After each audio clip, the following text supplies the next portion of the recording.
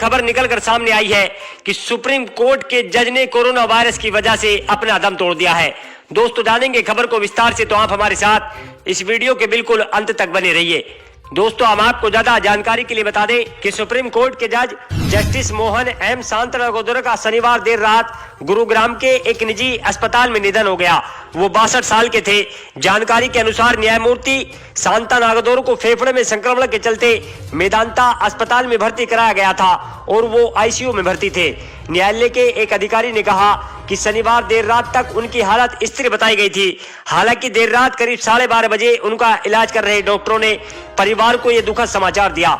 हालांकि इस बात की पुष्टि नहीं की गई कि न्यायाधीश कोरोना वायरस से संक्रमित थे भी या नहीं थे। न्यायमूर्ति सांतनागोदर को 17 फरवरी 2017 को सुप्रीम कोर्ट के न्यायाधीश के तौर पर पदोन्नत किया गया था। उनका जन्म 5 मई 1958 को कर्नाटक में हुआ। उन्होंने 5 सितंबर 1980 को एक वकील के तौर पर पंजीकरण कराया था। सुप्रीम कोर्ट में पदोन्नत किए जाने से पहले न्यायमूर्ति सांतनागोदर केरल हाईकोर्ट के मुख्य न्यायाधीश रहे थे। भारत देश के अंदर इस समय कोरोना वायरस ने कितनी भीषण तबाही मचा रखी है, आप सिर्फ इसी बात से अंदाजा लगा सकते हैं कि देश में कोरोना संकट महामारी की वजह से स्थिति और विकट हो गई। देश में एक दिन में इस समय कोरोना वायरस के 3,46,786 नए मामले सामने आने के साथ संक्रमण के कुल मामले बढ़कर 1,66,10,481 पर पहुंच गए, जबकि उपचाराधीन मरीजों की संख्या 25 लाख से अधिक हो चुकी है। अभी इन आंकड़ों के मुताबिक एक दिन में 2624 संक्रमितों के निधन होने से मृतकों की संख्या बढ़कर 1,89,544 हो चुकी है। कोरोना वायरस के रोजाना नए मामलों में से 74.15% मामले महाराष्ट्र, उत्तर प्रदेश और दिल्ली समेत कुल 10 राज्यों से है। वहीं इससे आगे दोस्तों हम आपको ज्यादा जानकारी के लिए बता दें कि जब कोरोना वायरस के दौर में कोरोना वायरस ने पूरे भारत देश के अंदर भीषण तबाही मचा रखी है, ऐसे में भी भारतीय जनता पार्टी इतनी भीषण तबाही के बीच में भी राजनीति करने से बाज नहीं आ रही।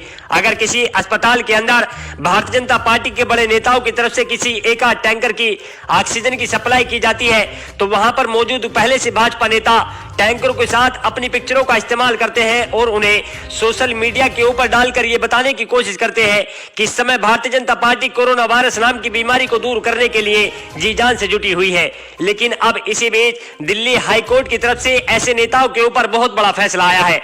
दोस्तों हम आपको ज्यादा जानकारी के लिए बता दें कि दिल्ली हाईकोर्ट ने गंभीर रूप से बीमार कोरोना मरीजों के लिए मेडिकल ऑक्सीजन की आपूर्ति में कमी को लेकर अस्पतालों की याचिका पर सुनवाई करते हुए शनिवार को कहा कि अगर कोई अधिकारी या नेता ऑक्सीजन की आपूर्ति में बाधा डालता है तो उस व्यक्ति को फांसी की सजा दे दी जाएगी। न्यायमूर्ति विपिन सांघी और रेखा पल्ली की पीठ ने महाराजा अग्रसेन अस्पताल, जयपुर गोल्डन अस्पताल, बन्ना अस्पताल और सरोज सुपर स्पेशलिटी अस्पताल के वकील की ओर से दलीलों को सुनते हुए मामलों में भारी वृद्धि को सुनामी करार दे दिया। दिल्ली सरकार ने अदालत को अवगत कराया कि अगर उसे आवंटित कोटे की 480 टन ऑक्सीजन नहीं मिली तो व्यवस्था दिल्ली अस्पतालों की पूरी तरह से ध्वस्त हो जाएगी। उन्होंने कहा कि शहर में पिछले कुछ दिनों में प्रतिदिन केवल 380 टन ऑक्सीजन प्राप्त हो रही थी और शुक्रवार को केवल 300 टन ही ऑक्सीजन मिली है। पीठ ने केंद्र से मामले में प्रतिक्रिया मांगते हुए कहा कि आपने 21 अप्रैल को दिल्ली में प्रतिदिन 480 टन ऑक्सीजन की आपूर्ति का आश्वासन दिया था, हमें बताएं ये कब तक आएगा। दिल्ली 480 टन प्रतिदिन की अब भी वाट जो रहा है। अदालत ने दिल्ली सरकार के अधिकारियों से यह भी पूछा कि केंद्र द्वारा उसे आवंटित ऑक्सीजन की आपूर्ति प्राप्त करने के लिए टैंकरों की सुरक्षा के उसने क्या कदम उठाए हैं।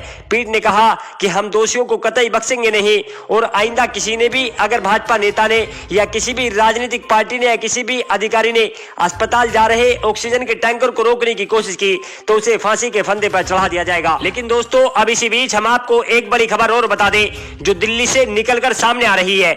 हम आपको ज्यादा जानकारी के लिए बता दें कि देश की राष्ट्रीय राजधानी दिल्ली में कोरोना वायरस संक्रमण के कारण हालात चिंताजनक बने हुए हैं। अब इसी बीच अरविंद केजरीवाल सरकार ने एक हफ्ते के लिए लॉकडाउन बढ़ा दिया है। सीएम केजरीवाल ने कहा कि दिल्ली में इस समय कोरोना का भीषण कहर जारी है, इस वजह से दिल्ली में लॉकडाउन को अगले सोमवार सुबह 5 बजे तक के लिए बढ़ाया जा रहा है। हम आपको बता दें कि इससे पहले सरकार ने दिल्ली में कोरोना के बेकाबू हालात देखते हुए 6 दिन के लिए लॉकडाउन लगाया जो कि सोमवार यानी 26 अप्रैल की सुबह 5 बजे तक तय था। उस समय सीएम ने कहा था कि हम अस्पताल और अन्य सुविधाएं बेहतर करने के लिए ये बेहतरीन कदम उठा रहे हैं। इस दौरान उन्होंने लोगों से अपील की थी कि घबराकर दिल्ली न छोड़ें, मैं आपके साथ हूं और आपका पूरा ख्याल रखूंगा। अब इसी दौरान दिल्ली के मुख्यमंत्री ने कहा कि लॉकडाउन के दौरान हमने देखा कि पॉजिटिविटी रेट लगभग 36-37% तक पहुंच गया।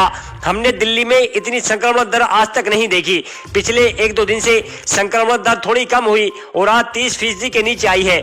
ऑक्सीजन को लेकर अरविंद केजरीवाल ने एक बड़ा बयान दे डाला। उन्होंने कहा कि इस समय दिल्ली में ऑक्सीजन की कमी को लेकर बवाल मचा हुआ है। इसी बीच दिल्ली के सीएम ने कहा कि दिल्ली में 700 टन ऑक्सीजन की जरूरत है। हमें केंद्र सरकार से 480 टन ऑक्सीजन आवंटित हुआ है और कल केंद्र सरकार ने 10 टन और आवंटित किया। अब दिल्ली को 490 टन ऑक्सीजन आवंटित हुआ है, लेकिन अभी ये पूरा आवंटन भी दिल्ली में नहीं आ रहा। कल 330-335 टन ऑक्सीजन दिल्ली पहुंची है। वहीं उन्होंने कहा कि ऑक्सीजन के प्रबंधन के लिए हमने एक पोर्टल बनाया है। उत्पादक से लेकर अस्पताल तक सबको हर 2 घंटे में अपनी ऑक्सीजन की स्थिति बतानी होगी। केंद्र सरकार से काफी सहयोग मिल रहा है। केंद्र और दिल्ली सरकार मिलकर काम कर रही है। इसके साथ उन्होंने कहा कि हमें कुछ और दिन स्थिति देखनी होगी, मामले घटते हैं या बढ़ते हैं। वहीं दोस्तों, हम आपको ज्यादा जानकारी के लिए बता दें कि पश्चिम बंगाल में 6 चरणों का मतदान खत्म हो चुका। ऐसे में कोरोना महामारी के बढ़ते प्रकोप से सभी हैरान। अब इसी बीच आने वाले 26 अप्रैल को 7वें चरण का मतदान होने वाला है। आपको बता दें कि इस चरण में कुल 5 जिलों में 36 निर्वाचन क्षेत्रों पर मतदान होने वाला है। ये 5 जिले दक्षिण दिनाजपुर, मालदा, मुर्शिदाबाद, कोलकाता और पश्चिम बर्धमान है। इस चरण में कुल 268 प्रत्याशी है, जिनमें 37 महिलाएं शामिल है। इन सभी के बीच बंगाल में संक्रमण का आंकड़ा 14,000 को पार कर चुका। करीब 59 लोगों का निधन हो गया। वहीं पश्चिम बंगाल के खदड़ से टीएमसी की काजल सिन्हा की कोरोना संक्रमण से निधन हो गया। तो दोस्तों, इन तमाम खबरों के बारे में आप किस तरह से देखते हैं? आप सभी दोस्त अपनी